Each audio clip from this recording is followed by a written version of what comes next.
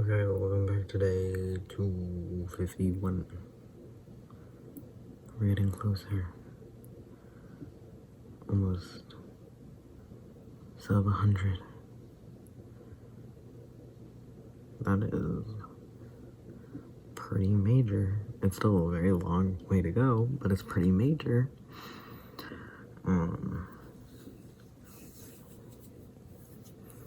It's weird because in my head, like if you ask me, like that's why I say how many days are left, like every single time, or I try to, it still is like, I don't know, I'd be like, meh, day 100 and something, but it's like, no, I'm literally not even close to just being 100, but, guess we forgot to take the testosterone shot 2 days ago, 2 days ago. It's me. I need to do that, but I want to play video games, so I have to have allergies to give myself a shot, because I touch a bunch of stuff, and even so I clean it all off, blah, blah, blah. It just, where do I put my pants if not on this, on a chair or a table? So, like, allergies. So, anyways, so what happened is, I haven't done that, and,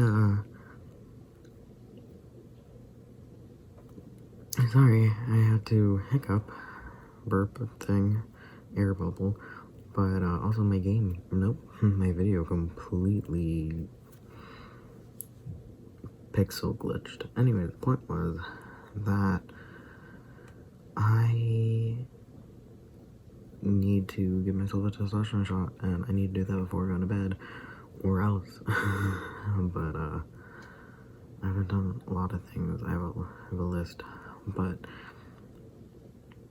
I'm gonna prune back my basil plant tomorrow. No, day after tomorrow, because I also want to have no allergies tomorrow, which sounds nice, but also sucks because it's difficult to not touch allergies in a house where every single surface has allergies.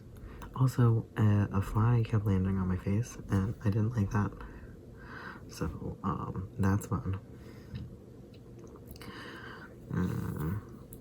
But yeah, yesterday, because I had such a bad headache last night, I took 4 Motrins. I was like, oh my god, why? And then when I realized it was I didn't take testosterone when I was in the shower, and I'm like, oh my god, is how I have a headache? And then I'm like, it could be, but the likelihood is not really, because all 4 of us here in this house had a headache, either the day before or that day. Half of us today as well.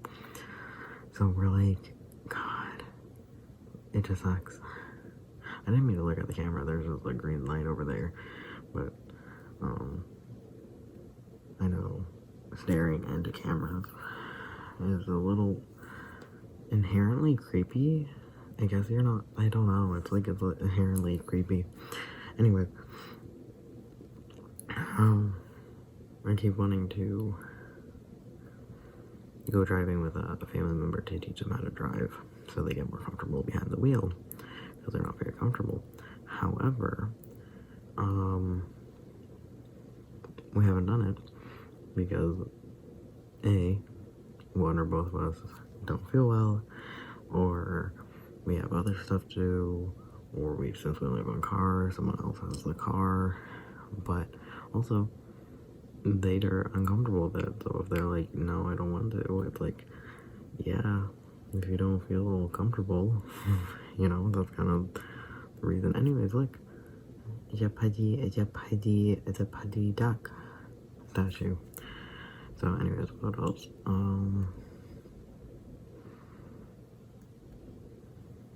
What else?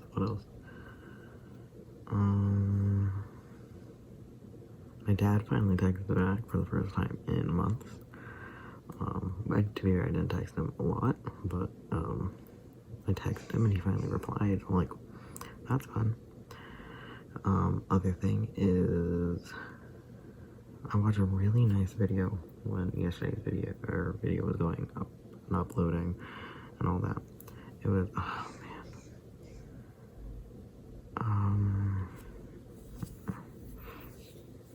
I think it started with an M.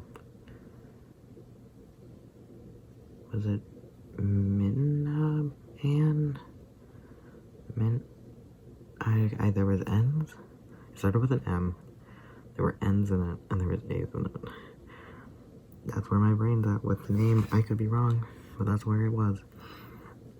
Anyways, so what happened was that I had to watch that because I'm like, okay. So I watched it, and it was a really nice video, like really well done, talking about the nuances and saying that the individual person isn't technically at fault unless you're purposely buying into fast fashion, especially extremely fast fashion. But if you don't have the money, you should no way, shape, or form be the one that feels guilty about it. This is also with like Amazon and stuff, where, like I mentioned, I'm very privileged enough not to have to go through Amazon with 99% of things versus other people that, you know, they don't have the time, they don't have the money, they don't have all that, so they go through Amazon. And it's just something that, you know, she really touched base on, being like, luckily she's like, luckily I don't have to ever do this. I don't have to go through extremely fast fashion ever. She's like, I have the privilege to go, you know, thrifting, because thrifting, you know, people associate with like low income people, but you also have to realize thrifting for a long period of time is a privilege. Thrifting is a privilege. If you're plus size, you might not be able to go thrifting. If you live in certain areas, you might not be able to go thrifting. And if you don't have the time and energy, if I'm working 2 jobs, do I have time to go through each and every item in a thrift store? Because even if you like an item, the chance it's in your size, again, it's so like people bigger than me, thrifting is so much difficult, like more difficult. And for me, like trying to find pants that fit, like when I went to buy trousers when I was gonna do a jury duty, luckily I didn't get called in, but jury duty, I had to go find some pants because I was supposed to show up for meetings once every week in a particular month, and I never got called in because of COVID, which is a whole thing about what about the people in jail and prison, but okay, or I guess whoever needs to do the trials.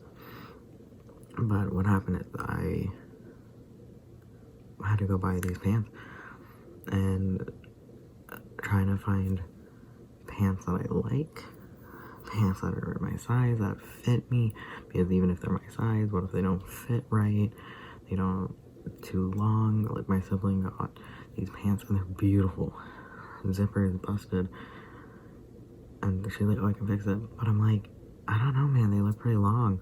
We come home and we're short, well, you know, we're short, but those were not long, they were extra long. Like they might have, like I would have been like, they might be sold as tall, like for tall people, and yeah, they just, that's how tall they were, or are. I don't know if she got them tailored, but that's not the point. Point is that it's like, then getting tailored things, like even if it's only 5, 10, whatever amount of dollars, depending on how easy it is, and if you're, you know, like somebody, I heard somebody was like, I got my straps and my undershirt tailored. you can do that yourself. Like, I would have just kind of just done that. Like, if it's an under thing, and I'm not going to wear it as exclusively as a top by itself, I wouldn't have when I got that tailored for a few dollars. But you know, but blah, blah, different things. So not everyone has the time, energy, and ability, like the actual ability. If they have a disability, they can't do it. But for me, I wouldn't go. But again, different people, different things. But yeah, a lot of people had that problem where the person, I used to know, she was tall, but she was a little shorter than the tall pants, but much taller than the regular pants. Like, unless you want to have ankle pants on every single one of your pants, and they were too short. So she went and got long pants. She goes, I have to roll them up, and I don't know if I want to roll them up because I'm so used to not doing that. Where would it look weird if I'm so tall and I have to roll up my pants? And I said, A, no. B, you don't have to roll it up. If you roll it inwards or tuck it up, you can make it look like it doesn't exist. But they were skinny jeans at that time. A few years ago, every pants were skinny jeans. And so I'm like, get them tailored. And she goes, why? And I'm like, because you don't like the length.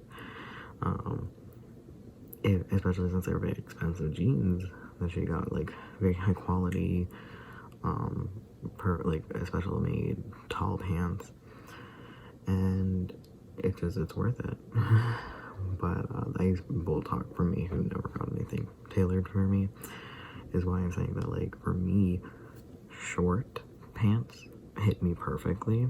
So I went to thrift store, multiple different thrift stores, to get these trousers, and they were the ones I fit were my size and that were short, and those fit perfectly.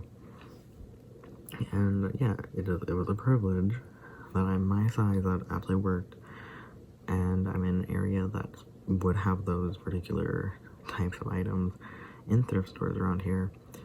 And then the fact that I fit the short size so perfectly that it was perfect. Because if I got regular pants, they're sometimes a little long, but I would probably just cuff them. But the idea that the short pants fit so well, and then they sold, like, that they had those in store, and I had the time and energy to go shopping for them, it was a huge privilege. So, like, it's really interesting that people are like, oh, thrift shops are for low-income people, and kind of like side-eye it, where I'm like, you gotta realize not everyone has that opportunity. So fast fashion is where they would have to turn. They just would. And so this video that she talked about really encompassed everything, all the points. I think the one thing that, not fight her on it, but fight people on, is the idea that hobbies and aesthetics have to go super, super, duper, duper hand in hand. Where she didn't really touch on it, but some people were like, oh, well, you can't be like looking like dark academia if you're not, reading a lot. And I'm just like, why do those two things go hand in hand? It's really weird because, in a weird way, cottagecore, I could see cottagecore people picnicking or sitting outside reading a book. And it's just like, it's weird that we have these associations between certain, like, farming or like little gardens, more than farming, gardens, and cottagecore reading and dark academia, or like knitting or crafting, and like I'm gonna just say cottagecore again. I don't know. I don't know enough about them, where it's really funny to me because I see a lot of punk guys, or a lot of punk people. Punk inherently is also do-it-yourself kind of projects.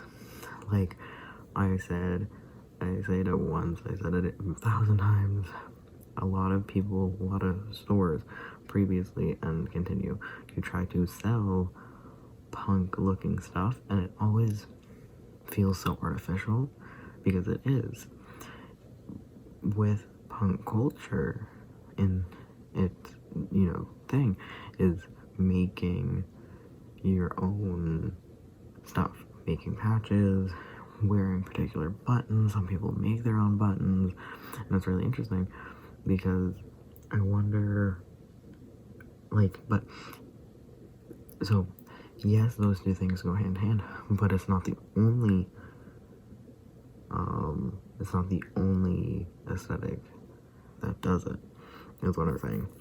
And I think a lot of people kind of gatekeep, no, knitting is this, this aesthetic, and I'm like, cool, I'm punk, and I'm part of a local, yarn or fabrics community, which is like, you don't have to be one thing or another to like certain things, which I think a lot of youngsters, I think usually people that get older don't gatekeep hard stuff, and I think you have to learn the lesson that you don't fall into one thing perfectly. You overlap a bunch of different things.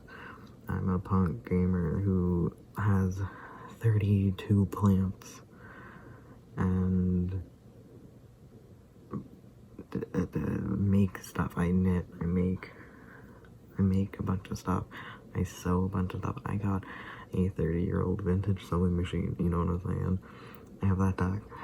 It's like, it's not, you don't have to be perfectly one thing, and especially because not everyone is the same. If you have a disability that, you can't do something, I'm trying to think of something, like, if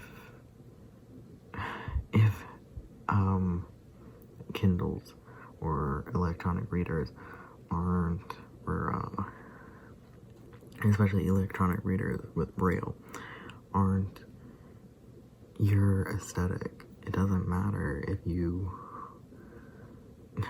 can still be part of dark academia, fashion-wise, and not have physical books. I assume that kind of you know what I'm saying?